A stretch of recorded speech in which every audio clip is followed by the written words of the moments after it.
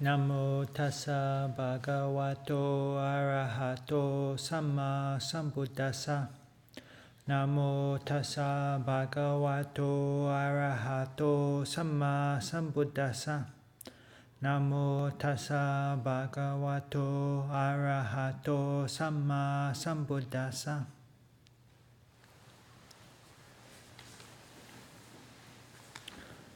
So, another some readings on topic of seclusion, third quality of a great being. Provide another translation. Ajahn Ṭhitapañño translates this third quality as, this Dhamma is for one who is reclusive, not one who is entangled. And I will be doing various readings, including Venerable Meghiya, who I believe was mentioned earlier, and also a venerable named Elder, who was mentioned earlier. But first I will start with reading from Venerable Mahākassapa's verses from the Therāgāthā, from this Ajahn Ṭhitapañño anthology called Poems of the Elders, which, by the way, we have in the free book room. If anyone would like a copy. Yeah. Anyway, so and just give a little background on Venerable Mahākassapa. He's one of the great disciples of the Buddha, foremost among the bhikkhu disciples, among those who expound the ascetic practices, also known as the Dhutangas. And these 13 Dhutangas include living in the forest, living at the foot of a tree, living in the open air, living in a charnel ground, using only 3 robes, wearing rag robes made from pieces of discarded cloth, eating only food obtained on alms round. And even among the great disciples of the Buddha, he in particular stands out. He was the only bhikkhu, Venerable Mahākassapa was the only bhikkhu to exchange robes with the Buddha. And after the Buddha passed away, he was perhaps possibly the most respected bhikkhu, most eminent, and he presided over the first council. And he comes across as quite a stern, uncompromising figure. So his verses are quite long, but I will just read some excerpts and I'll pause in between the various excerpts. Therāgāthā 18 Mahākassapa. One shouldn't go about surrounded, revered by company. One gets distracted. Concentration is hard to gain. Fellowship with many people is painful. Seeing this, one shouldn't approve of a company. A sage shouldn't visit families. One gets distracted. Concentration is hard to gain. He's eager and greedy for flavors. Whoever misses the goal that brings bliss, they know it's a bog. The reverence and veneration of families, a subtle arrow, hard to extract. Offerings are hard for a worthless man to let go. Whoever has mastered leftover scraps for food, smelly urine for medicine, the foot of a tree for a dwelling, cast off rags for robes, he is a man of the 4 directions. Returning from his alms round, climbing the peak, Kassapa does jhana, with no clinging, effluent free, his task done. Spread with garlands of vines, places delighting the mind, resounding with elephants appealing, those rocky crags refresh me. The color of blue dark clouds, glistening, cooled with the waters of clear flowing streams, covered with ladybugs. Those rocky crags refresh me. Like the peaks of blue dark clouds, like excellent peaked roof buildings, resounding with tuskers, appealing. Those rocky crags refresh me. Their lovely surfaces wet with rain, mountains frequented by seers, and echoing with peacocks. Those rocky crags refresh me. This is enough for me, desiring to do jhana, resolute, mindful. Enough for me, desiring the goal, resolute, a monk. Enough for me, desiring comfort, resolute, trained. Enough for me, desiring my duty, resolute, such. Flax flowered blue like the sky, covered over with clouds, filled with flocks of various birds. Those rocky crags refresh me. Uncrowded by householders, frequented by herds of deer, filled with flocks of various birds. Those rocky crags refresh me. With clear waters and massive boulders, frequented by monkeys and deer, covered with moss and water weeds. Those rocky crags refresh me. There is no such pleasure for me in the music of a 5-piece band as there is when my mind is at one, seeing the Dhamma aright. Simply by flapping the mouth, one doesn't see even oneself. One goes around stiff-necked, thinking, I'm better than they. Not better, he thinks himself better, the fool. The wise don't praise him, the stiff-necked man. But whoever isn't stirred by the modes of, I'm better, not better, I'm worse, I'm like that. One who's discerning, who acts as he says, well-centered in virtues, committed to tranquility of awareness, he is the one the wise would praise. One with no respect for his fellows in the holy life is as far from true Dhamma as the earth from the sky. But those whose sense of shame and compunction are always rightly established, they have flourished in the holy life. For them there's no further becoming. A monk conceited and vain, even though clad in a robe of cast-off rags, like a monkey in a lion's skin, doesn't shine because of it. But a monk not conceited or vain, masterful, his faculties restrained, shines because of his robe of cast-off rags, like a lion in the cleft of a mountain.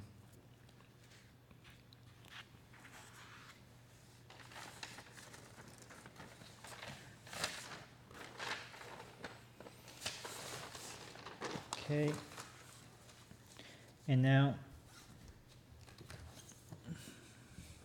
go on to the Venerable Meghiya. This is from the Anguttara Nikaya. Starting at Anguttara, the Book of the Nines.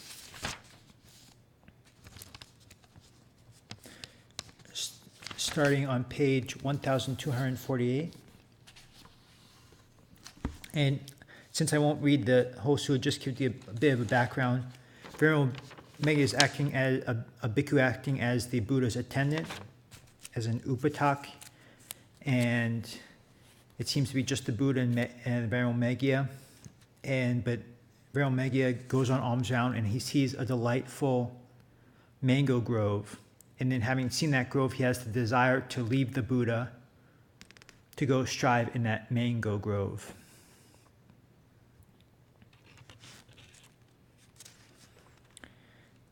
Okay.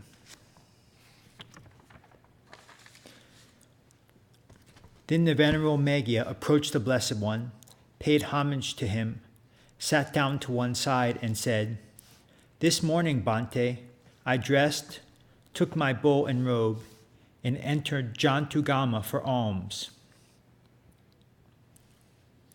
When I walked for alms in Jantugama after the meal, on returning from alms round, I went to the bank of the Kimikala River.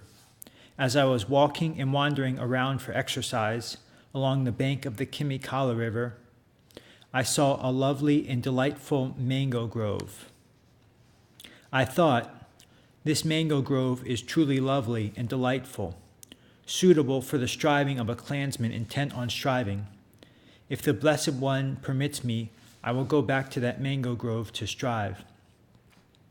So if the Blessed One would permit me, I will go back to that mango grove to strive.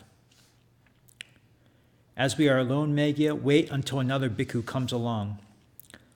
A second time the Venerable Meghiya said to the Blessed One, Bhante, for the Blessed One there is nothing further to be done, and no need to increase what has been done. But Bhante, I have something further to be done, and need to increase what has been done. If the Blessed One would permit me, I will go back to that mango grove to strive. As we are alone, Meghiya, wait until another bhikkhu comes along. A third time the Venerable Meghiya said to the Blessed One, Bhante, for the Blessed One there is nothing further to be done, and no need to increase what has been done. But Bhante, I have something further to be done, and need to increase what has been done. If the Blessed One would permit me, I will go back to that mango grove to strive. Since you speak of striving, Meghiya, what can I say to you? You may go at your own convenience. Then the Venerable Meghiya rose from his seat, paid homage to the Blessed One, circumambulated him, keeping the right side toward him, and went to the mango grove. He entered and sat down at the foot of a tree to pass the day. Then while the Venerable Meghiya was dwelling in that mango grove, 3 kinds of bad, unwholesome thoughts frequently occurred to him.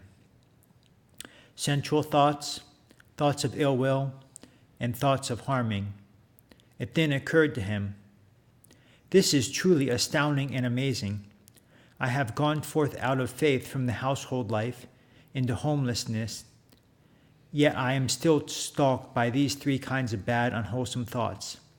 Sensual thoughts, thoughts of ill will, and thoughts of harming. Then the Venerable Meghiya approached the Blessed One, paid homage to him, sat down to one side and said, Here, Bhante, while I was dwelling in that mango grove, 3 kinds of bad, unwholesome thoughts frequently occurred to me. Sensual thoughts, thoughts of ill will, and thoughts of harming. It then occurred to me, this is truly astounding and amazing. I have gone forth out of faith from the household life into homelessness, yet I am still stalked by these 3 kinds of bad, unwholesome thoughts. Sensual thoughts, thoughts of ill will, and thoughts of harming. Meghiya, when liberation of mind has not matured, 5 things lead to its maturation. What 5? Here, Meghiya, a bhikkhu has good friends, good companions, good comrades. When liberation of mind has not matured, this is the first thing that leads to its maturation. Again, a bhikkhu is virtuous. He dwells restrained by the patimokkha, possessed of good conduct and resort, seeing danger in minute faults. Having undertaken the training rules, he trains in them. When liberation of mind has not matured, this is the second thing that leads to its maturation. Again, a bhikkhu gets to hear at will, without trouble or difficulty, talk concerned with the austere life that is conducive to opening up the heart, that is, talk on fewness of desires, on contentment, on solitude, on not getting bound up with others, on arousing energy, on virtuous behavior, on concentration, on wisdom, on liberation, on the knowledge and vision of liberation. When liberation of mind has not matured, this is the third thing that leads to its maturation. Again, a bhikkhu has aroused energy for abandoning unwholesome qualities and acquiring wholesome qualities. He is strong, firm in exertion, not casting off the duty of cultivating wholesome qualities. When liberation of mind has not matured, this is the fourth thing that leads to its maturation. Again, a bhikkhu is wise. He possesses the wisdom that discerns arising and passing away, which is noble and penetrative, and leads to the complete destruction of suffering.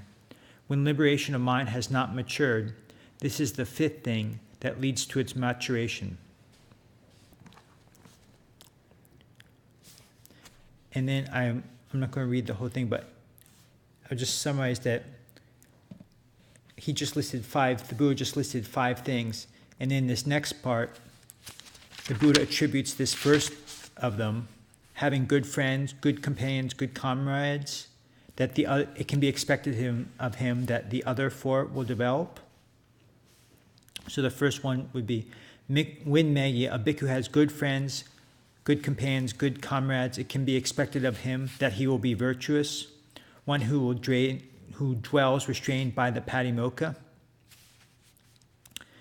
And the second, when a bhikkhu has good friends, good companions, good comrades, it can be expected of him that he will get to hear at will, without trouble or difficulty, talk concerned with the austere life that is conducive to opening up the heart, that is talk on fewness of desires, and so forth. When a bhikkhu has good friends, good companions, good comrades, it can be expected of him that he will arouse energy for abandoning unwholesome qualities. And last one, when a bhikkhu has good friends, good companions, good comrades, it can be expected of him that he will be wise, possessing the wisdom that discerns arising and passing away, which is noble and penetrative, and leads to the complete destruction of suffering. Having based himself on these five things, the bhikkhu should develop further another four things. The perception of unattractiveness should be developed to abandon lust. Loving kindness should be developed to abandon ill will. Mindfulness of breathing should be developed to cut off thoughts. The perception of impermanence should be developed to eradicate the conceit I am. When one perceives impermanence, the perception of non-self is stabilized. One who perceives non-self eradicates the conceit I am, which is nibbana in this very life. And the last reading is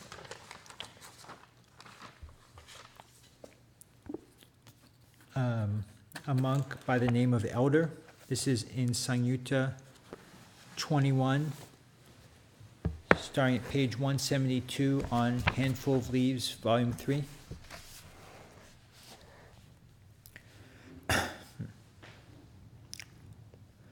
On one occasion, the Blessed One was staying near Rajagaha in the bamboo grove, the squirrel sanctuary. Now at that time, a certain monk by the name of Elder was one who lived alone and extolled the virtues of living alone.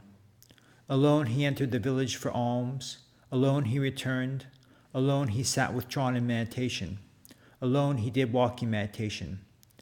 Then a large number of monks went to the Blessed One, and on arrival, having bowed down to him, sat to one side.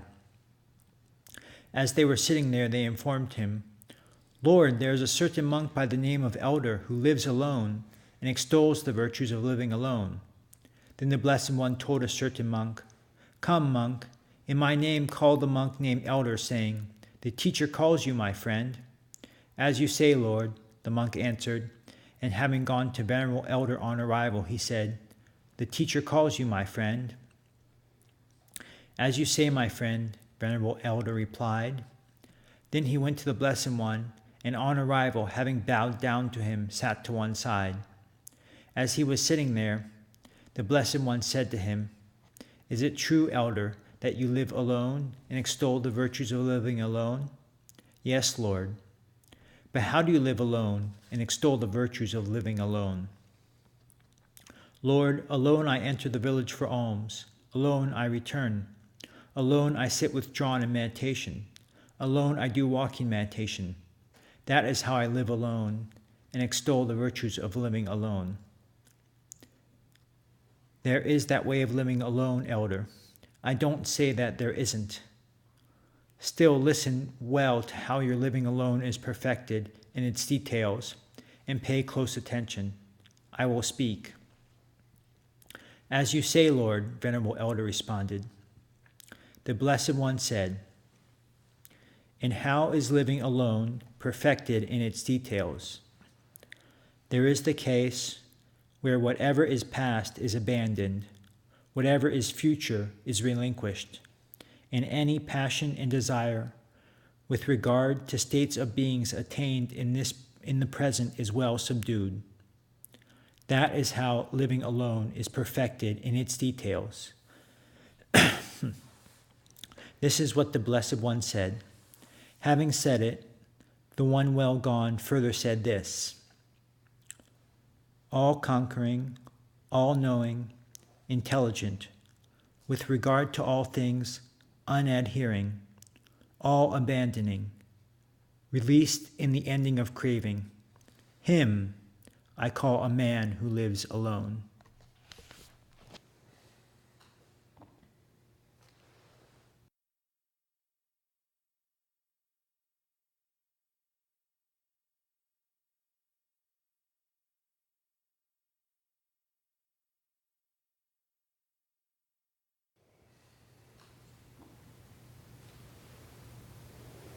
I think it's useful to note how Venerable Mahākassapa delights in the calls of peacocks, as opposed to what Ajahn Sumedho reported about turkeys.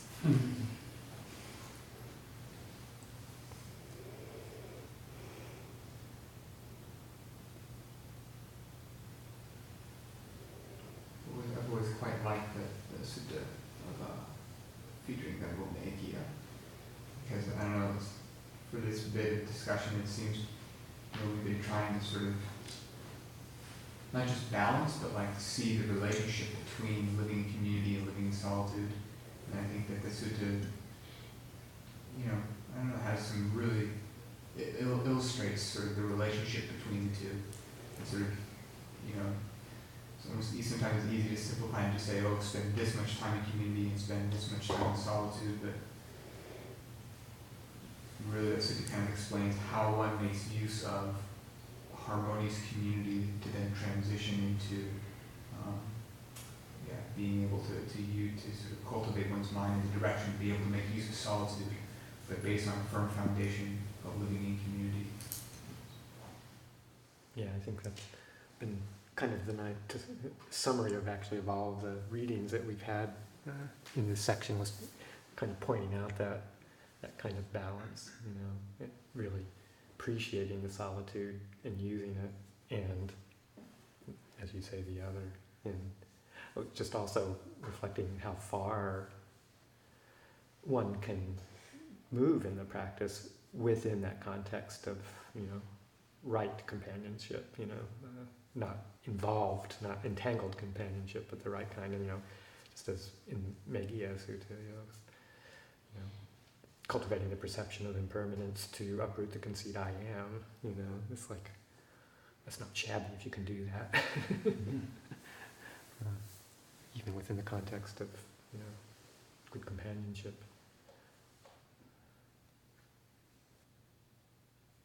Yeah, I think a lot of what I got from the readings is that delighting in solitude does have the component of being alone physically, but more along the lines of not getting entangled, so that when there is contact, and appropriate contact and needed contact, that it's used with wisdom, and that it's not driven by desire for socialization, that kind of thing. It's driven by wish to engage skillfully and be supportive and receive that support. I like the realism of that story of Meghiya. It's just kind of funny. He's like, please, can I go? Is this mango grove? But it's like, Okay. no, it's not the right time. But please, can I? He's like begging him to go and practice and stuff. He's like, fine, okay, just. Yeah. Even the Buddha would give permission for people to make their own mistakes.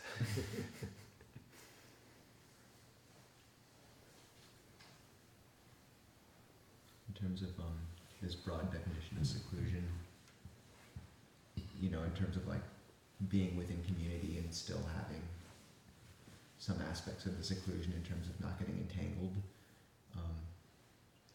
I was in the First Things First book by Ajahn Ṭhitapañño, he referenced a sutta where the Buddha speaks about right concentration is any form of concentration based on the first seven factors of any of the first seven factors of the Eightfold Path. And I found that really interesting because I'm not exactly sure what it meant, but it strikes me that a huge reason why there's so much push towards seclusion is the idea of like getting these really refined states of concentration, which like fair enough, but that definition of samma samadhi was interesting to me because it was so much more broader in a certain way and allowed for, like I look at people who've lived this life in the communal context for a long time, and just this sort of steadiness in them that's not necessarily like a refined state of concentration, but just a steadiness of heart.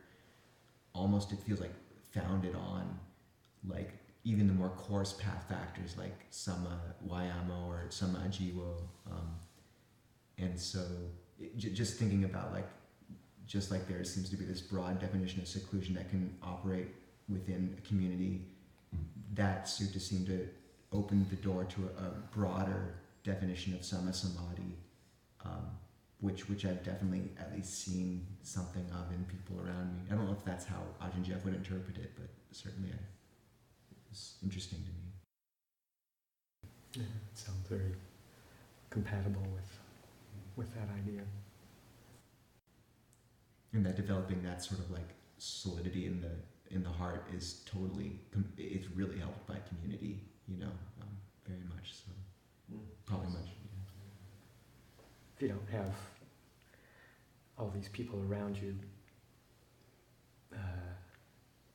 helping to bring up your defilements, then you don't have a chance of abandoning a kusala chitta. If you've got this refined environment without any challenges. Yeah, it can be a danger living on your own for extended periods.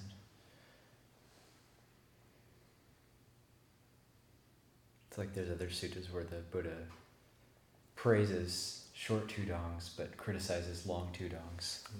He says the danger of going on by yourself on long tudongs is there's all these different dangers. Yeah, it happens. One contracts a severe illness. One's practice starts to degenerate. One has no friends. I can't remember the other two. Until the wrong friends come along. One doesn't get to hear Dhamma, and there's two, and one of them I think you mentioned like one doesn't get to develop what one has not developed, and one loses what one has already developed. What I mentioned, there's two in there.